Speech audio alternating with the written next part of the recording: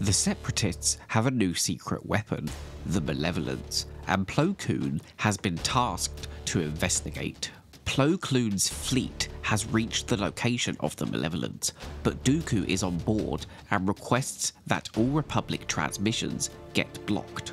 As Plo informs Anakin and Ahsoka of the current situation via hologram, they get abruptly cut off. Ahsoka wants to help Plo, but Anakin reminds her that they need to get the Council's permission. Obi-Wan, Palpatine, and Mace Windu are all conversing over hologram when Anakin and Ahsoka join. Palpatine asks Anakin for any updates on the situation. Anakin informs them that they recently lost contact with Plo Koon in the Abrogado system. Dooku decides to use Plo Koon's fleet as target practice, getting them to fire the Malevolence ion cannon. As the ion cannon's energy blast hits Plo's fleet, it completely fries their systems, leaving them defenseless, with Grievous ordering all cannons to fire on the fleet. While the other two Venators get destroyed, Plo orders his men into the escape pods. Dooku orders the surviving pods destroyed in order to keep their weapon a secret. As the surviving clones hope someone will come looking for them, Plo decides they should take action by restoring the power to their escape pod. Mace Windu reassigns Anakin's fleet, not wanting to risk losing any more of their ships to the Malevolence. Ahsoka speaks up, demanding that they go and rescue Plo. Anakin is annoyed at Ahsoka for speaking up, but she continues to protest that if anyone could survive this, it would be Plo. While the clones conclude that it doesn't make sense for anyone to come looking for them, Plo hasn't lost hope. They notice another escape pod, but it contains no survivors when they realise it's been torn apart. Obi-Wan finds out from Admiral Yularen that Anakin has taken it upon himself to go look for Plo Koon. Anakin asks R2 to scan for life forms. This confuses Ahsoka before she catches on that they're actually searching for Plo.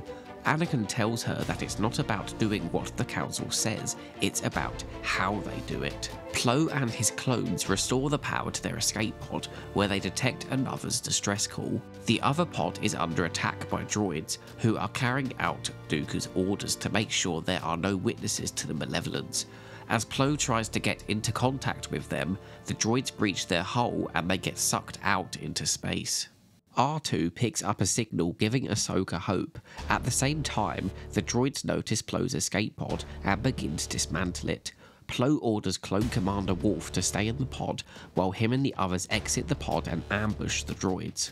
Palpatine contacts Anakin, convincing him to leave the system, but Ahsoka, sensing Plo Koon, ignores this and maneuvers the Twilight towards Plo's location. Plo asks Clone Sergeant Cinca why he's so certain that they've been left behind. Cinca feels like as clones, they aren't important and are meant to be expendable. Not to Plo Koon. Ahsoka has located Plo and the clones, with them bringing the escape pod into the Twilight's cargo hold. The Twilight detects the Malevolence approaching them, with Plo quickly shutting down all of the power systems to prevent being discovered. They unfortunately forget to turn off the medical droid, which reveals their location to Grievous and Dooku. They quickly turn back on all of the Twilight systems in a bid to get away. R2 is quickly tasked to program the Twilight's hyperdrive to escape as the Malevolence ion cannon is fired, with the Twilight just making the jump before being caught. Dooku is displeased at Grievous's failure to keep the Malevolence a secret. Back on the Resolute, Anakin, Ahsoka and Plo have to report to the Council. Anakin making sure that if he gets into trouble, Ahsoka will be there to take some of the blame. Anakin is preparing to launch an attack on the Malevolence, planning to take out Grievous at the same time. Shadow Squadron are confident they are up to the task. The Malevolence continues to invade Republic space, destroying Venators and medical transports alike. Dooku assigns Grievous the task of attacking the Republic's Outer Rim medical station.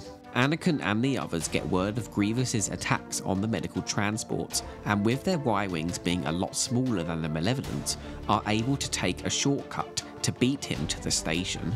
The medical station Kaminoan, Nala Se, is informed of the planned attack, with Obi-Wan adding that the Naboo are also sending aid.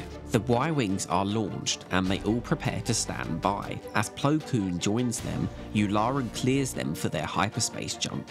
Shadow Squadron have reached the nebula and prepare to go through it, while the evacuation process has started at the medical station. Sidious has leaked the activities of Shadow Squadron to Dooku, who informs Grievous. Grievous assumes that Anakin underestimates the power of the Malevolence and will fail. Anakin stating that this old Nebula smuggler's route is the Balmorra Run reminds Plo Koon of something dangerous, while Ahsoka starts to pick up big readings on her scanner. Plo Koon informs Anakin that the Balmorra Run is a giant Neebray nesting ground. The squadron have to perform evasive maneuvers to avoid getting hit. Luckily, the squadron is able to escape through the nebula without a casualty. The medical base has only evacuated half of the injured clones, meaning there will still be some left for Grievous to attack. As the squadron gets near the medical station, the Malevolence comes out of hyperspace. As medical transports flee from the station, the Malevolence gets into position and fires its ion blast at them, before firing its cannons. The Malevolence also sends fighters after the Y-Wings. Grievous wants to fire another ion energy blast, despite the fact it will also wipe out their own fighters. Anakin orders the squadron to fly up above the energy blast radius, but due to previous damage sustained to his Y-Wing, clone pilot Matchstick is unable to keep up with the others. As his engine explodes, he takes out another Y-Wing with him. While most of the squadron escaped the ion blast, a few Y-Wings weren't so lucky. The squadron pushes forward towards the Malevolence. As the ion cannon is recharged and aimed for the medical station, the squadron decide to attack the ion cannon itself. Abandoning their plans to attack Grievous's command bridge, they damage the ion cannon enough to cause a malfunction upon it attempting to fire. The cannon overloads and causes extensive damage to the Malevolence, forcing it to retreat, but it can't get far due to the hyperdrive being disabled. Obi-Wan's fleet arrives in an attempt to finish what Anakin started. Obi-Wan orders his fleet to fire on the fleeing Malevolence, while Anakin lands in the medical station, debriefs with Nala Se, and then returns to the hangar, awaiting Obi-Wan's further instructions. Obi-Wan's fleet continues to fire on the Malevolence, but it's able to stay in one piece due to the sheer size of it. Obi-Wan decides to focus firepower on the bridge. Sidious and Dooku have led Padme into a trap in order to prevent the destruction of their battleship. As Ahsoka informs Obi-Wan of Padme's presence, Grievous activates his tractor beam, luring Padme's ship inside, while she desperately communicates what's happening to Anakin and the others over hologram. Anakin gets Yularen to cease the fleet's ongoing fire. As Padme's ship has been dragged into the hangar, Grievous makes his way through the Malevolence to reach it.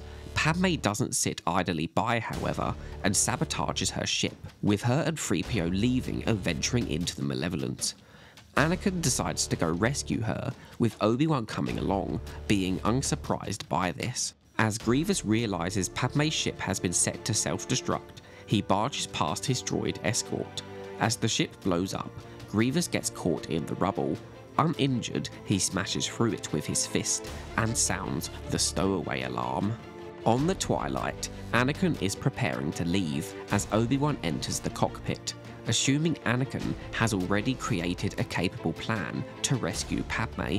Anakin, knowing the Malevolence sensors are damaged, plans to sneak into the ship via its emergency airlock, Obi-Wan sarcastically calling the plan brilliant. As Padme and 3PO venture through the Malevolence hallways, Padme comes across a communication box. She tries to get it working in order to contact the Republic fleet. As the two hide due to Grievous approaching, the droids on the bridge contact him. They tell him the hyperdrive's damage isn't as severe as they initially assumed. Grievous orders the battle droids to continue looking for the stowaways, while he decides to inform Dooku of this development. Padme sends a transmission to the fleet, which then gets relayed to Anakin via Ahsoka. Both groups agree to converge at the large opening in the centre of the Malevolence. As they both reach the clearing, they realise it's a huge internal metro system. Padme is forced to board one of the trains when droids fire at her and 3PO. Anakin pursues after her before a B-2 battle droid shoots out the upcoming rail, forcing her to jump, with him carrying her with the Force so she can cross the fall gap. Obi-Wan decides to go after 3PO, who is on another train. As he tries to lift him with the Force, another train intervenes, hitting 3PO and taking him off into a separate part of the ship. As Obi-Wan informs Anakin of this, Padme tells the pair that they need to prevent Grievous from successfully using the hyperdrive. Obi-Wan decides to take up the task due to him being closer by. Grievous, however, has been monitoring their communications and plans an ambush. Anakin gets R2 to stop the train carrying 3PO, who then reunites with the droid, while Obi-Wan enters the hyperdrive room and is confronted by Grievous. Obi-Wan is able to make quick work of Grievous's battle droids, force pushing a droideka right into Grievous before fleeing. After Obi-Wan is unable to sabotage the hyperdrive, Anakin comes up with a plan to go to the Malevolence's bridge and use the hyperdrive to his advantage. Obi-Wan returns to the Malevolence's metro system, Grievous not far behind him. The two commence into a brief duel before Obi-Wan evades Grievous yet again. Anakin finishes his sabotage and leaves the bridge with Padme. Other droids enter via the opposite elevator and assumes due to the lack of pre-existing droid presence on the bridge that the hyperdrive repairs have been completed. Anakin, Padme, Obi-Wan, 3PO and R2 all meet back up at the airlock. Grievous enters his own starfighter and with a squad of fighters chases after the Twilight. Padme mans the Twilight's turrets and shoots back at them. The droids inform Grievous of the supposedly repaired hyperdrive and are ordered to flee into Separatist space. As the droids prepare to jump, the hyperdrive malfunctions, with their navicomputer plotting them a course that makes them collide with the moon. As Dooku Hollow calls asking for an update, Grievous hangs up without a single word and jumps out of the system.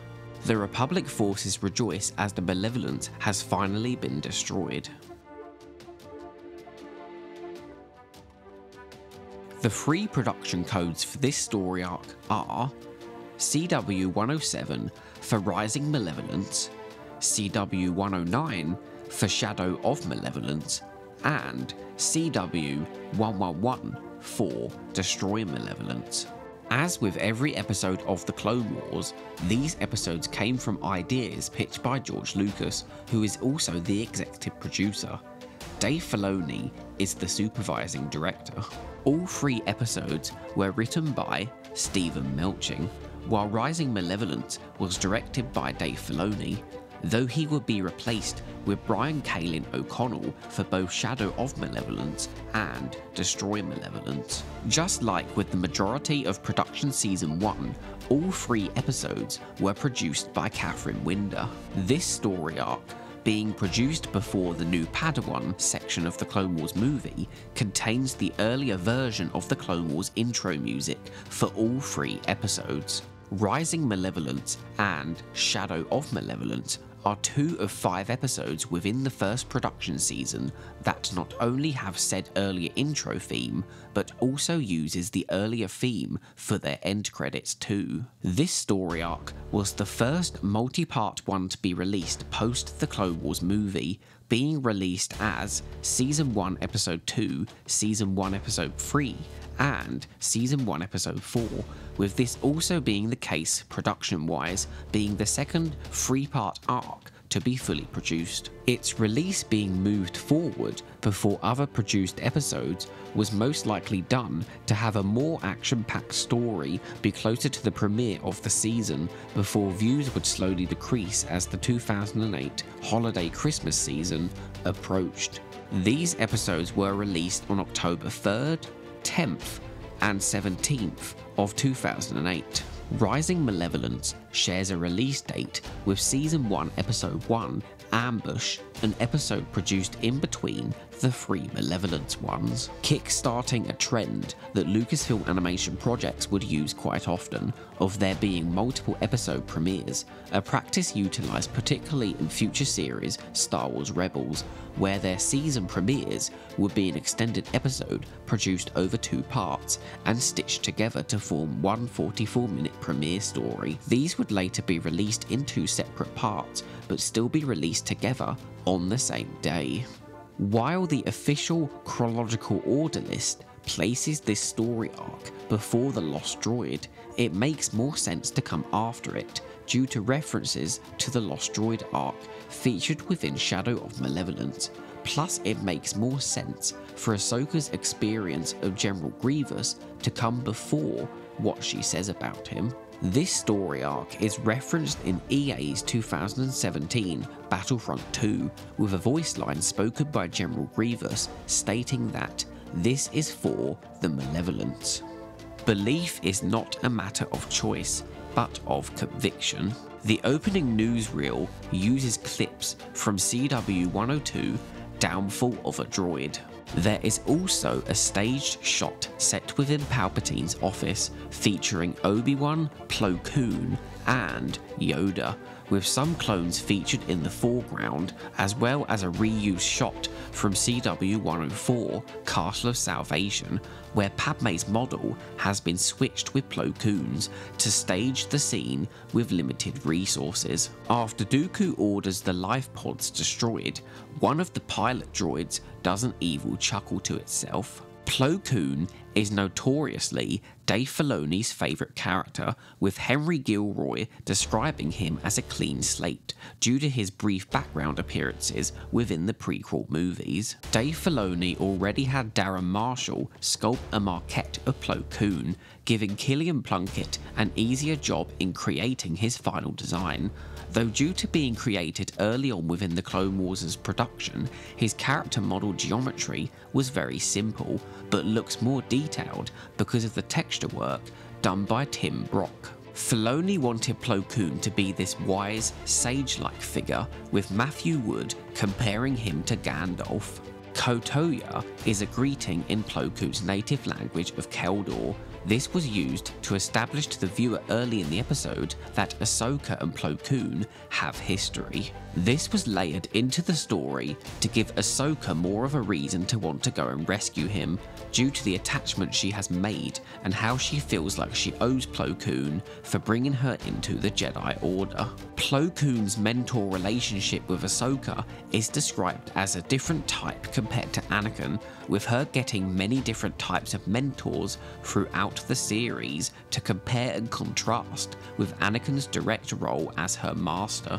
Dave Filoni has stated how it was a debated topic with George Lucas on whether Plo Koon can survive the vacuum of space. Filoni states that it makes sense to him because he's an alien. What he can do isn't defined. George Lucas made a point about how in his 6 movies, none of his characters fight in space, saying how Grievous in Revenge of the Sith was a quote, robot. Filoni had to correct Lucas, saying Grievous is actually a cyborg. Filoni describes his arguments with Lucas as fun. It's nothing mean-spirited, they just get into specific details. Plo Koon's character is solidified within Rising Malevolence, where he's willing to risk his own life to keep his men alive. The Wolfpack's armour was of course designed by Dave Filoni, with his signature favourite animal. The escape pod design was based off of the live-action movie design, with the pod itself being stated by Killian Plunkett to be used a lot within this show as a useful plot device. Dave Filoni designed the overall design of the debris field, with the escape sequence within during the Lightspeed jump being synced up with Lando's from The Empire Strikes Back, this being when Filoni defined the ending of Rising Malevolence. This was something they had changed significantly from the script George Lucas had approved. Lucas liked that the shots all had a purpose, and he actually felt for the first time that the heroes might not survive this. This was a big moment for the production team in solidifying the future of the show, giving them confidence. The shot of the Malevolence cannon firing is a clear nod back to the Death Star firing sequence from A New Hope, while one of the escape pods is numbered 1977 after the year of said movie's release. Rising Malevolence marks the debut of Clone Commander Worf, though in this episode he would only be featured in an officer uniform, unlike his fellow clones Boost and Sinker, who have their unique Wolfpack armor designs, something Worf would later gain his own variant of. Count Dooku uses Tarkin's line of "You may fire when ready," not only referencing A New Hope itself, but having Count Dooku say it is also a subtle nod to how Christopher Lee and Peter Cushing were friends. Boost and Sinker, when trying to restart their escape pod's power grid, used the same dialogue as Han and Chewie in The Empire Strikes Back when trying to fix the Falcon. The escape pod has the Republic cog insignia engraved on its entry hatchway. Dave Filoni says on the Clone Wars movie Blu-ray featurette, The Untold Stories, that Plo Koon doesn't have a Padawan during the time this episode is set. While Obi-Wan again plays a supporting role in this episode, as in previous ones, that didn't prevent James Arnold Taylor getting a main role within this episode, with him also voicing Plo Koon. The trivia guide on StarWars.com mistakenly attributes a deleted sequence from Destroy Malevolence to this episode involving Plo Koon and General Grievous. Easy is the path to wisdom for those not blinded by ego. An alternate version of the Jedi fortune cookie replaces the word ego with themselves. One of the Republic gunships featured within the Resolute's hangar within this episode is the Crumb Bomber and features a Kowakian monkey lizard decal on its side.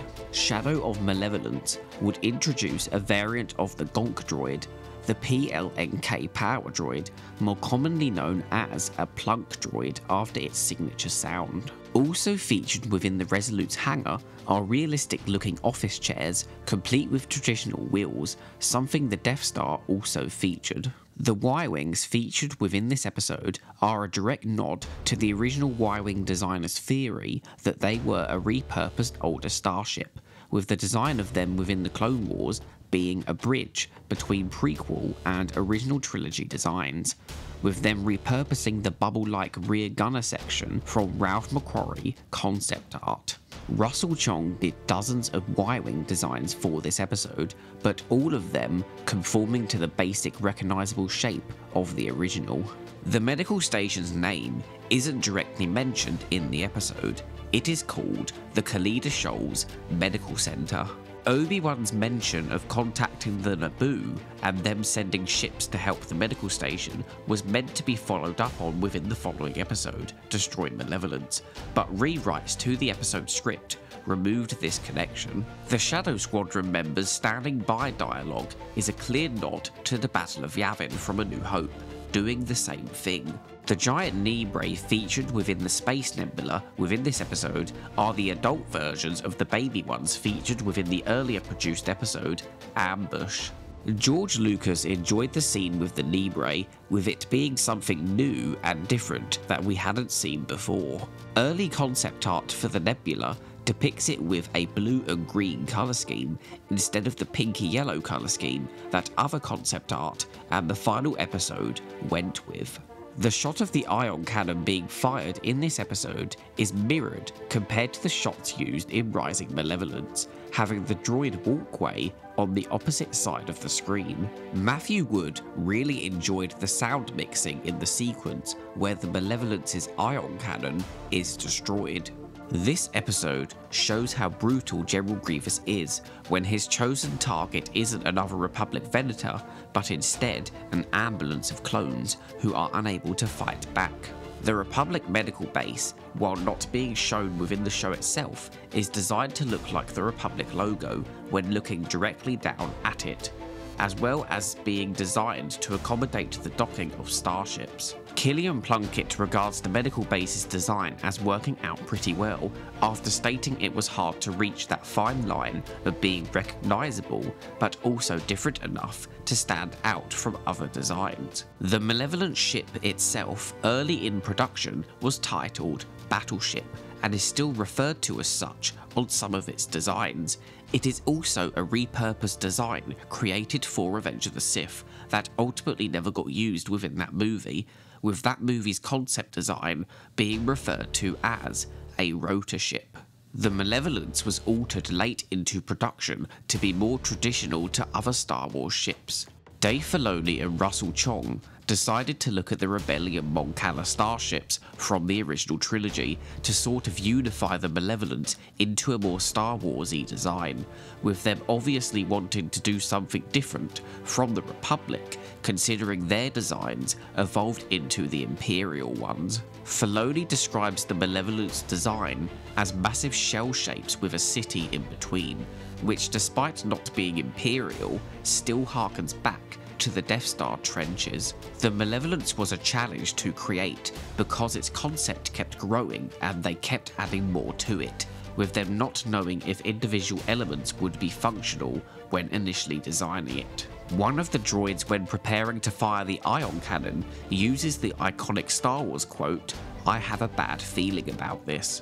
Anakin says he's heading for the medical station, but the footage shown after this from Obi-Wan's perspective on his Venator's bridge shows Anakin's fleet fly right past it.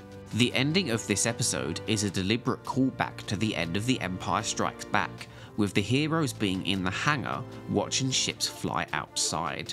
The Separatist Vulture droid stall that was seen within the Season 2 episode Bounty Hunters was designed for CW-109, but was not used within the finished episode. A plan is only as good as those who see it through. The original final draft script for Destroy Malevolence had two major differences from what was ultimately produced.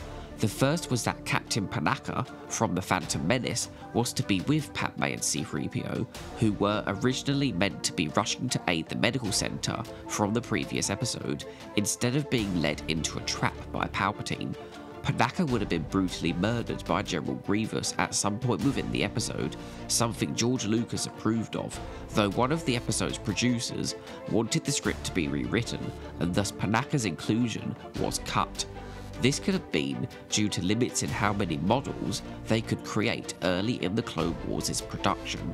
The other difference is the one that's incorrectly attributed to Rising Malevolence on StarWars.com, that there was a sequence where Plo Koon would have dueled General Grievous in space, something that Dave Filoni created a concept painting for, showing Plo Koon with a different mask that allowed him to breathe in space, something he seems to do just fine with his regular mask in the final version of the earlier episode. Other early script ideas included Anakin making a micro-hyperspace jump to land centimeters from the hull of the Malevolence, while another idea was that the characters would carbon freeze themselves to get past the droid's biodetectors, an idea that was later repurposed for a later story arc, Season 3's The Citadel. While Tim Burns isn't credited as being writer in the episode credits for the final version of Destroy Malevolence, his name is associated with the episode via the old StarWars.com page. This could be due to the fact that the episode was rewritten. Henry Gilroy accounts back to how Han Solo says it's not easy to use the hyperspace Navi computer, and how they haven't seen what happens if a ship is incorrectly programmed, with them deciding to put the Malevolence to the test. This episode, featuring the Malevolence up close in detail with functioning elements like the airlock, meant that the production team had to refine the design of the ship within previous episodes to match this one, with this being a big feat to accomplish, which they ultimately did. Dave Filoni left it up to the layout department to figure out the Malevolence's interior rail system, with them providing something of a much bigger scale than he thought it would be. The interior rail system was initially so huge that it could fit the exterior of the Malevolence within it. they had to scale it down to make it more believable. The train cars themselves resemble the Trade Federation MTT tanks featured prominently in their occupation of Naboo within the Phantom Menace. Padme's ship self-destructing is interesting, considering it's the second time it has been destroyed, as it also got destroyed in the earlier produced Bombad Jedi, but that episode, chronologically, is set after this. It makes more sense for the original intention to have had Bombad Jedi set before Destroy Malevolence, due to the ship being salvageable, as it's located on the Republic-occupied Rhodia and only crushed by Jar Jar. In this episode, however, it's been exploded and its debris is on a battleship that ultimately gets light-speeded into a moon. I can see the original plan early in production was to have had it be the same ship, but the chronological order these episodes were later placed in now means they are two different ships of the same type. The production team would reuse assets where they could, including the airlock of the Malevolence being a reuse of the Vulture's Claw airlock asset from CW-102 Downfall of a Droid, though they did retexture it and change the lighting. Further to this, it's also the same asset they used in CW-104 Castle of Salvation for Padme's prison cell in Zero's palace. Destroy Malevolence features the earliest appearance of Luminara to have voice lines, though this is actually her second production-wise, as Destroy Malevolence was produced after Cloak of Darkness.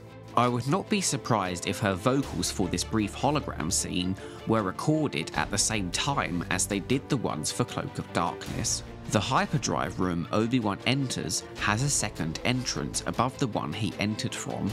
This is the same one Grievous enters the room via, with the entranceway likely being there more for directorial purposes of allowing that high-up shot for Grievous, over it having a practical use within the ship. The sequence of Grievous getting into his starfighter is a reuse of the same sequence from CW-106 Duel of the Droids, complete with him having both hands, which is a continuity issue for that original usage, but not for this one. The voice acting sessions for Destroy Malevolence were filmed and included on the Clone Wars movie Blu-ray as part of a featurette about the Clone Wars voice actors. Also featured is a comparison between Matthew Wood's recorded dialogue as General Grievous and his processed vocals we hear in a finished episode, with the unprocessed vocals allowing us to hear Grievous's accent more clearly. The voice of the rail conductor telling Grievous to mind the gap was Matthew Wood, after being asked by Dave Filoni to add this into the episode. The previs development footage of CW-111 provided on the Season 1 Blu-ray release features Padme with her earlier CW-104 Attack of the Clones outfit, with this episode's finished version replacing the outfit with a pink and beige action outfit, referred to in the production as Padme Costume B, that would become Padme's most common outfit within sequences taking place outside of the Republic Senate. Bombad Jedi doesn't feature this new Padme outfit because it was produced before this episode. General Grievous greeting Obi-Wan with the signature "Hello there" predates Obi-Wan's in-universe usage of that phrase to both General Grievous in 19BBY on Utapau, as featured in Revenge of the Sith, as well as when Obi-Wan uses it to greet R2-D2 19 years after during 0BBY's A New Hope. Destroy Malevolence is the first time that all the major prequel trilogy characters have been featured in the same shot, considering C-3PO was absent from the ending of The Phantom Menace, with this sequence being a deliberate callback to the end of Return of the Jedi.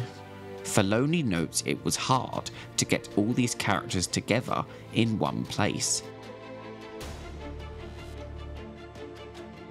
In this edition of What Happened to That Glup Shitto, we have Nala Se. Nala Se made her debut in this arc's second episode, Shadow of Malevolence, originally being a one-off Kaminoan character working at the Collider Shoals medical station. Way later in the show's production, with what would ultimately become the opening story arc to the Lost Mission season, Nala Se returns and is now working on Camino with the other Kaminoans. Here it is revealed that she is working on behalf of Tyrannus to cover up the true intent of Clone Protocol 66. Due to the cancellation of the Clone Wars, this was the last time Nala Se was featured on screen for many years, but she made a surprise cameo appearance via a pre-recorded hologram for the Clone Wars revival episode Shattered, which directly followed up on the Fives plot from her previous story arc. Following on from the Clone Wars, Nala Se would become a reoccurring character within the Bad Batch show, being tied to main character Omega. Omega being a clone that Nala Se purposefully created for herself at the same time that they created Boba for Jango. When the Empire began to take control of the Kaminoan cloning facilities, she utilised the opportunity of Clone Force 99's defection to allow Omega to escape. As Omega was the only unaltered source of cloning left due to the death of Jango and Boba's disappearance since leaving with his father, Lama Su wanted to use her to create new clones in an effort to show Tarkin that clones were superior to conscripted troopers. Lama Su sent several bounty hunters out in search of Omega, but Nala Se countered this by sending out Fennec Shand to prevent the other bounty hunters from capturing her. As the Empire saw no use of the Camino cloning facilities, they arrested Lama Su and destroyed Tipoca City, covering up the location's demise as being destroyed by a storm. Imperial scientist Hemlock, however, had other uses for Nala Se, taking her to a secret base known as Mount Tantis on the planet Wayland. He tried to force her to create a clone that could replicate a high midichlorian count. This again put Omega in danger, as due to her being unaltered, her template could replicate this. As Omega willingly gave herself up to prevent the Empire from destroying her newfound home at Pabu, the other members of Clone Force 99 were able to launch a rescue attempt on Wayland. At the same time, Omega escaped capture and helped free all the other clones. Nala Se during this apprehended Admiral Rampart, who was trying to discover what Hemlock's plans were. Using a thermal detonator, Nala Se blew up herself, Rampart, and any hope of successfully cloning high midichlorian count. You can clearly see a character shift with Nala Se from the Clone Wars to the Bad Batch. In Clone Wars, she was very dedicated to her work, going so far as to cover up the inhibitor chips from all the Jedi, but with the Bad Batch, we saw another side to her. She did care about one clone, which is in stark contrast to how she treated all of the altered clones used by the Republic, treating them as property and not people, though in Shadow of Malevolence, it's implied she cares about the clones in that instance by refusing to leave the station. In the end, Nala Se kind of redeemed herself by taking herself out of the story and also making sure that the Kaminoan cloning tech cannot be used to create clones with force sensitivity. Rising Malevolence is a standout episode for Plo Koon, essentially being his character focus for the Clone Wars show as a whole, showing that he doesn't just regard the clones as replaceable like the Separatists do with the battle droids, being a contrast to when General Grievous destroys one of his droids and it's instantly being replaced with another. Plo Koon stating that he values the clones' lives more than finding that weapon speaks volumes for his character. This episode is also one to think about when we experience his death in Order 66, adding layers to this once background Jedi character, something this show would do with several of the Jedi featured within that sequence, making it more emotional to watch after seeing the characters in their prime within this show. This episode, yet again, shows us more of the teacher-pupil dynamic of Anakin and Ahsoka. While Ahsoka is clearly learning a lot from Anakin, as stated by Obi-Wan, Anakin is essentially getting first-hand experience of how he no doubt acted as Obi-Wan's Padawan, where Ahsoka's attachment to Plo is making her step out of line with the Jedi Code. This is an interesting contrast to the previous arc I covered, where Anakin was acting like this because it was R2 who was the one in potential danger. This is another reason why I think it makes more sense for the Malevolence arc to come after the Lost Droid, as it shows Ahsoka essentially learning from Anakin's actions in that arc and applying them here when someone she cares about is in danger. The difference with Anakin though in the Malevolence arc is that he disobeys orders behind the Council's back and then has them agree after the fact that his actions were right, something Ahsoka at this point in her character development hasn't fully caught onto yet. I enjoy Ashley Eckstein's sarcastic line of mystery weapons when Ahsoka asks R2 to scan for signals. I also enjoy the whole desperation angle of the episode, where there is essentially a ticking time bomb for Plo Koon and the clones, where Anakin and Ahsoka need to find them before the droids dispose of them. Ahsoka's hope is so high that despite knowing she might find Plo dead, she won't let that stop her from believing he is alive. Palpatine clearly didn't want Anakin involved in this situation, considering his ultimate plan for him, with him contacting Anakin directly to try and convince him to leave. He's more than okay with having Plo Koon killed for the Separatist weapon to be kept a secret, but not his future apprentice. There is a nice wholesome moment where Plo Koon greets R2 in his native Keldor when he is turned back on. The droids are kind of sadistic in this episode, with one of them humming to itself just as they're about to murder Plo and the clones. The shot of all the droids looking at Dooku after Grievous says the Republic will learn of the Ion Cannon is funny. They know that Grievous is in trouble. The visuals in Rise of Malevolence are beautiful, with the big red star, called Anza, contrasting against the space backdrop, and the purple colour of the Malevolence's Ion Cannon's energy blast. The red lighting on everything also conveys that sense of the characters are in danger and need to get out of this situation quickly. Shadow of Malevolence starts off with some more of the droids enjoying attacking helpless victims, mirroring Grievous's plans to go after clones who can't fight back. It's funny how Dooku reprimands Grievous for destroying these expensive battle droids, comparing it to how the Jedi treat their clones better, which ultimately leads them to their goal of exploiting the Jedi's ability to care for their clones, as we previously saw firsthand with Plo Koon. This reminds me of how Dooku twists this within the unfinished episode CW615, Conspirators, where he talks about how the Republic are worse for using living forces. Dooku saying he feels very confident leaving the Malevolence under Grievous's command feels like a lie to me, considering Grievous's previous failure in getting the ship exposed to the Republic. It comes off more like a threat to Grievous that if he doesn't take care of the battleship, he'll be punished. It's funny how Grievous wants the escape pods destroyed due to his reputation, which must mean that not a lot of people know about his previous failure of the destroyed listening post. While not as bad as the bloom in CW102, the Nala Se medical scenes certainly have the bloom dial turned up more than other scenes.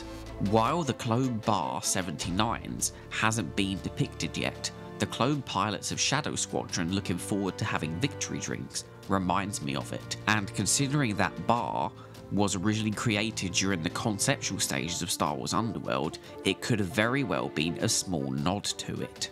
I like how we hear a bit about the information Anakin picked up as a kid while on Tatooine, with the nebula being an old smuggler's route. It's interesting how Anakin remembers all this information, considering how long it's been and how much he's done as both a Jedi and a general. Ahsoka continues her sarcasm due to her being impatient, which is always a fun dynamic to watch with her and Anakin during the early days of their Master Padawanship. This episode is a particular good example of how expressive early Ahsoka was when they encounter the giant Nibre. This episode has you thinking, maybe the clone pilots will survive the mission after they all make it out of the nebula. The Ion Cannon sequence, however, destroys that when Matchstick's engine explodes and takes another Y-wing with it, before 3 more are caught in the Ion Blast itself. Anakin has to let go of his plan to defeat Grievous to save the medical base. I think this also works better being set after the Lost Droid arc, where Anakin has a more personal grudge against Grievous for stealing R2, with Anakin having to also let that go in the name of saving innocence. The music featured during the ending of Shadow of Malevolence, when Anakin exits his Y-Wing, instantly reminds me of LEGO Star Wars 3: The Clone Wars, due to how prominently it was used within that game's hub area.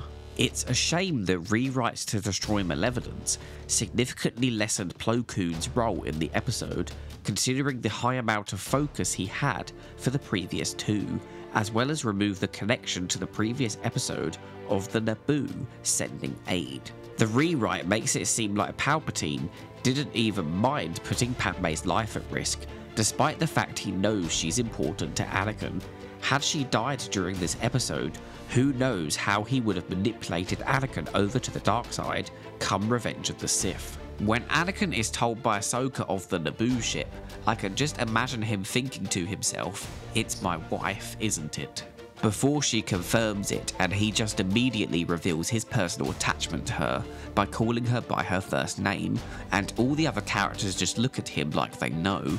His marriage is the worst kept secret. It's interesting how Padme brings up the banking clan wanting to negotiate a treaty, which potentially suggests they aren't neutral at this point during the war, though as we know, they pretty much secretly favoured the Separatists in the same vein as the Trade Federation. Padme states that she sees that this whole thing was a trap, which makes me wonder, why doesn't she confront Palpatine about it?